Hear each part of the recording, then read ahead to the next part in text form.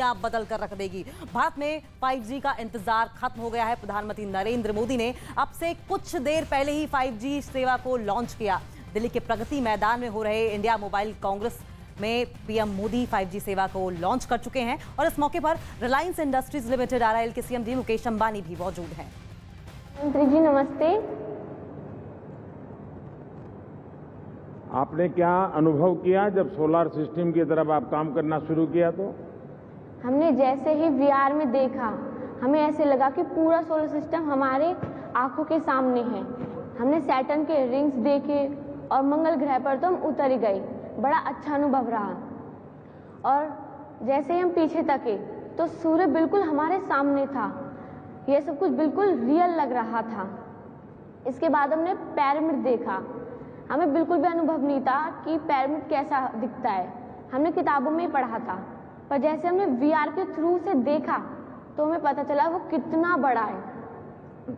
अच्छा, आपको ये लग रहा है कि अब जितना आपने सीखा है, कभी जिन बच्चों ने इसे देखा नहीं है और आपको बताया जाए कि आज आपको 15 मिनट दे रहे हैं, आप बाकी बच्चों को आज पढ़ाओ, आप टीचर बन जाओ, जो आपने देखा है उसको आप उस ढंग से समझा सकती हो? हाँ सर।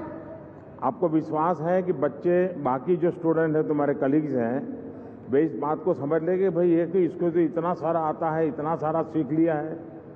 हाँ ऐसा आप सर। उनको विश्वास दिला सकती हो? हाँ सर। और क्या इसका उपयोग हो सकता है? तुम्हें क्या विचार आता है ये सब देखने के बाद, करने के बाद तुम्हें क्या विचार आता है? हम जो किताबों में पढ़े हैं उन्हें असली में अनुभव कर पाए, वो भी अपने ही स्कूल में।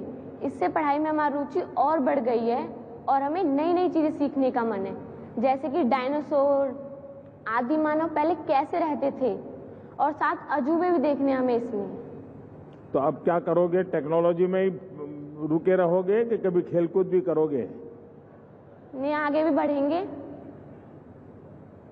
वरना क्या होता है, टेक्नोलॉजी एक ऐसा नशा है, मैं इन लोगों के विरोध में नहीं बोल रहा हूं वरना खेलकूद छूट जाएगा, मम्मी पापा से बातचीत छूट जाएगी, दोस्तों से बातचीत छूट जाएगी। नहीं सर। ऐसा तो नहीं होगा ना? No sir. क्योंकि इसमें इतनी दुनिया, जैसे रील देखते हैं ना आप लोग, फिर उसमें से बाहर ही नहीं निकलते हैं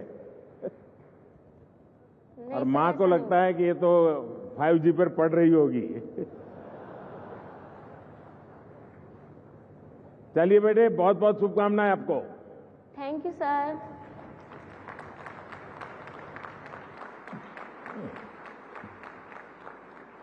बहुत धन्यवाद माननीय प्रधानमंत्री जी। हमारे सभी बच्चों को बहुत प्रोत्साहित करने का भी और उनको उत्साहित करने का, प्रेरित करने का एक होलिस्टिक विकास की तरफ, ना केवल टेक्नोलॉजी की तरफ ध्यान दें पर खेलकूद भी पूरा बैलेंस करके रखें। And now, ladies and gentlemen, we are all very eagerly waiting to be led and guided by the most transformative and progressive leader this nation has seen. We are waiting for the address of the Honorable Prime Minister. Please join me, ladies and gentlemen, as I request Prime Minister Sir for his inaugural address.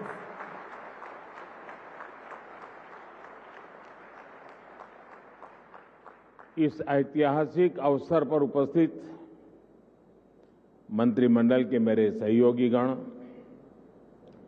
देश के उद्योग जगत के प्रतिनिधिगण, अन्य महानुभाव, देवी और सज्जनों, ये समिट तो ग्लोबल है लेकिन आवाज लोकल है।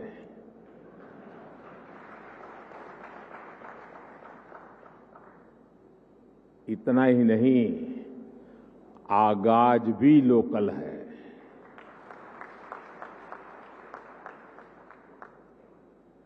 आज 21वीं सदी के विकसित होते भारत के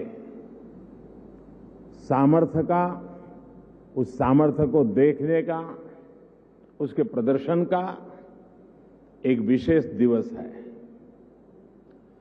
आजादी के अमृत महोत्सव के इस ऐतिहासिक कालखंड में 1 अक्टूबर 2022 ये तारीख इतिहास में दर्ज होने वाली है।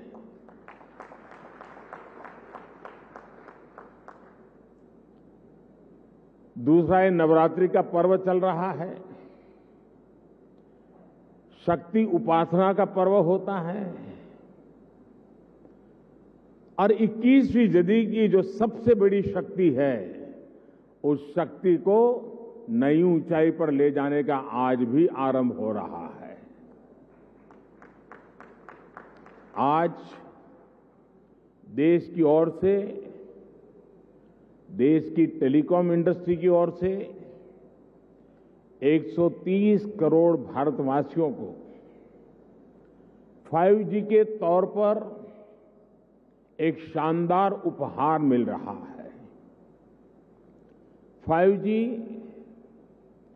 देश के द्वार पर नए दौर की दस्तक लेके आया है। 5G अवसरों के अनंत आकाश की शुरुआत है। मैं प्रत्येक भारतवासी को इसके लिए बहुत बहुत बधाई देता हूं। साथियों, मैं गौरव से भरे इन क्षणों के साथ ही मुझे खुशी इस बात की भी है कि 5G की शुरुआत में ग्रामीण स्कूलों के बच्चे भी हमारे साथ सहभागी हैं, गांव भी सहभागी है, मजदूर गरीब भी सहभागी है। अभी मैं यूपी के ग्रामीण स्कूल की बेटी 5G होलोग्राम टेक्नोलॉजी के जरिए रूबरू हो रहा था। जब मैं 2012 के चुनाव में होलोग्राम लेकर के चुनाव प्रचार कर रहा था तो दुनिया के लिए अजूबा था। आज वो घर घर पहुंच रहा है। मैंने महसूस किया कि नई तकनीक उनके लिए किस तरह पढ़ाई के मायने बदलते जा रही है।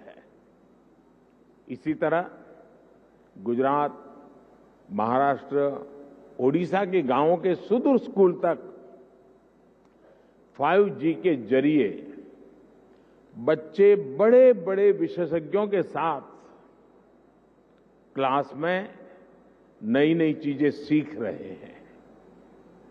उनके साथ नए दौर की क्लास का हिस्सा बनना, ये वाकई बहुत रोमांचित करने वाला अनुभव है। साथियों, 5G को लेकर भारत के प्रयासों का एक और संदेश है, नया भारत। टेक्नोलॉजी का सिर्फ कंज्यूमर बनकर नहीं रहेगा, बल्कि भारत उस टेक्नोलॉजी के विकास में, उसके इम्प्लीमेंटेशन में बहुत बड़ी एक्टिव भूमिका निभाएगा। भविष्य की वायरलेस टेक्नोलॉजी को डिजाइन करने में, उससे जुड़ी मैन्युफैक्चरिंग में भारत की बड़ी भूमिका होगी।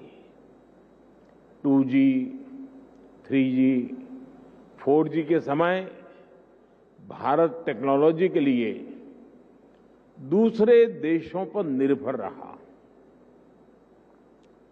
लेकिन 5G के साथ भारत ने नया इतिहास रच दिया है। 5G के साथ भारत पहली बार टेलीकॉम टेक्नोलॉजी में ग्लोबल स्टैंडर्ड तय कर रहा है। भारत लीड कर रहा है। आज इंटरनेट का इस्तेमाल करने वाला हर व्यक्ति इस बात को समझ रहा है कि 5G इंटरनेट का पूरा आर्किटेक्चर बदल कर रख देगा।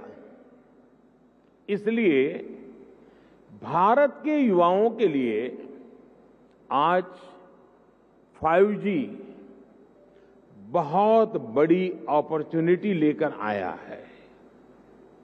मुझे खुशी है कि विकसित भारत का संकल्प लेकर आगे बढ़ रहा हमारा देश दुनिया के अन्य देशों के साथ किस तरह कदम से कदम मिलाकर चल रहा है।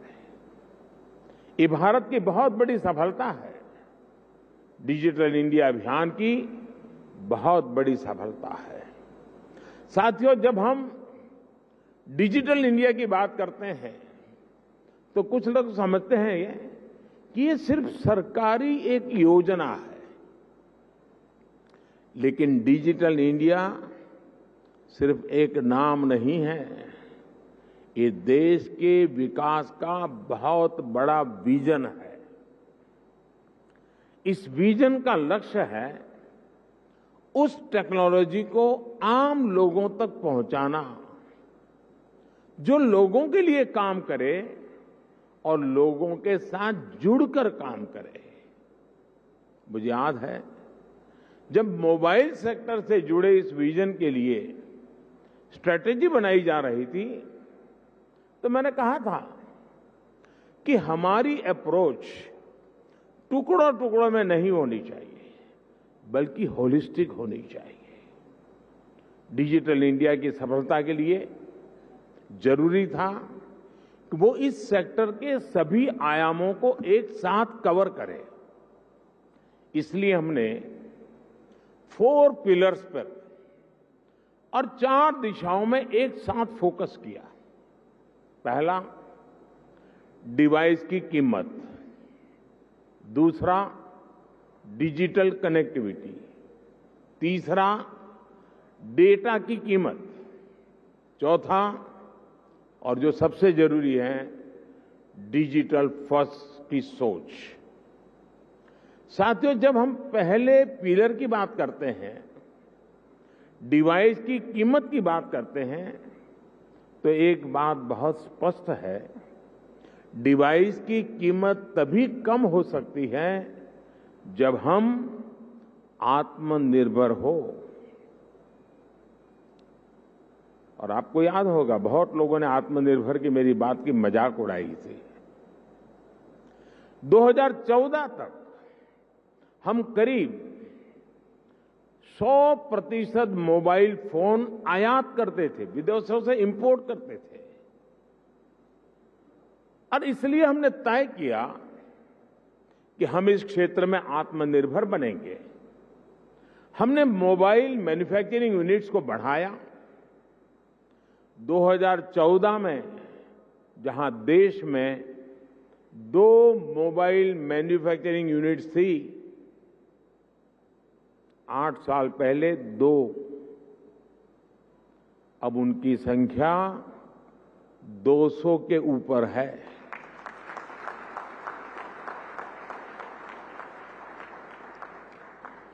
हमने भारत में मोबाइल फोन के उत्पादन को बढ़ाने के लिए इंसेंटिव दिए, प्राइवेट सेक्टर को प्रोत्साहित किया।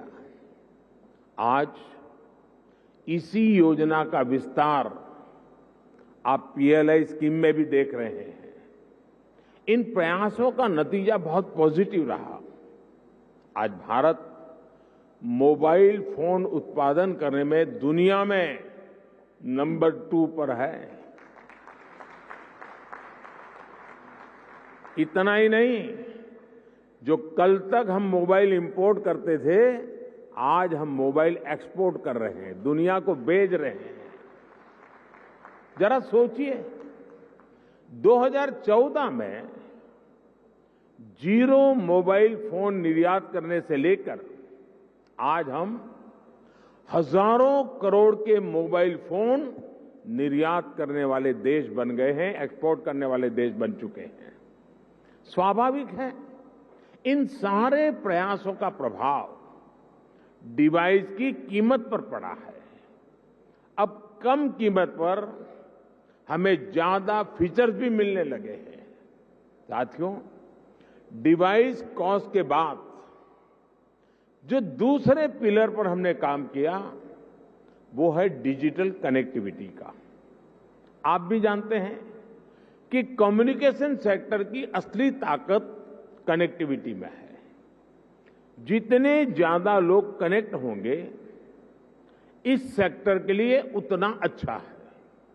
अगर हम ब्रॉडबैंड कनेक्टिविटी की बात करें तो 2014 में 6 करोड़ यूजर्स थे, आज इनकी संख्या बढ़कर 80 करोड़ से ज्यादा हो चुकी है। अगर हम इंटरनेट कनेक्शन की संख्या की बात करें तो 2014 में जहां 25 करोड़ इंटरनेट कनेक्शन थे, वहीं आज इसकी संख्या करीब करीब 85 करोड़ पहुंच रही है, 85 करोड़ पहुंच रही है।